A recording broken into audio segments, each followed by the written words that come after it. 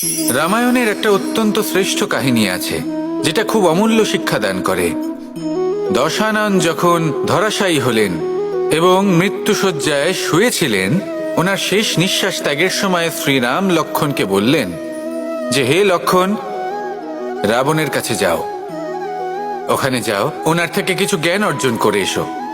উনি হলেন মহাজ্ঞানী, আর ওনার থেকে জ্ঞান অর্জনের এটাই শ্রেষ্ঠ সুযোগ।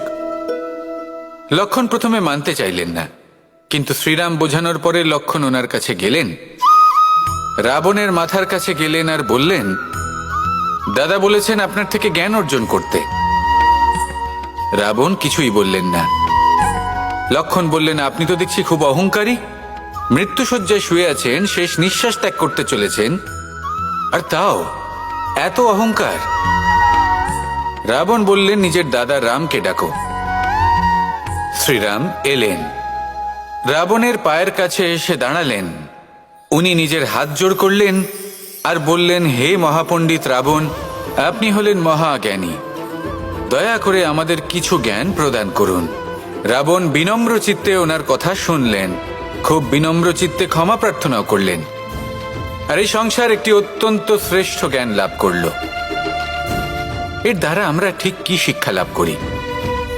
রাম এবং লক্ষ্মণ দুজনেই ছিলেন তেজস্বী, দুজনেই ছিলেন শ্রেষ্ঠ, ছিলেন বীর, ছিলেন বলবান।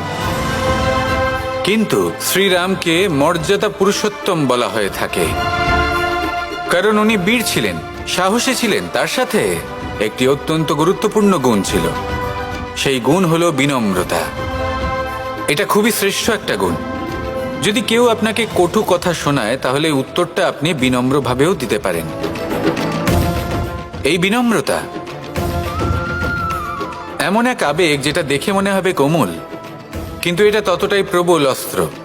এমন একটা অস্ত্র যা সকলকে নিরস্ত্র করে দিতে পারে।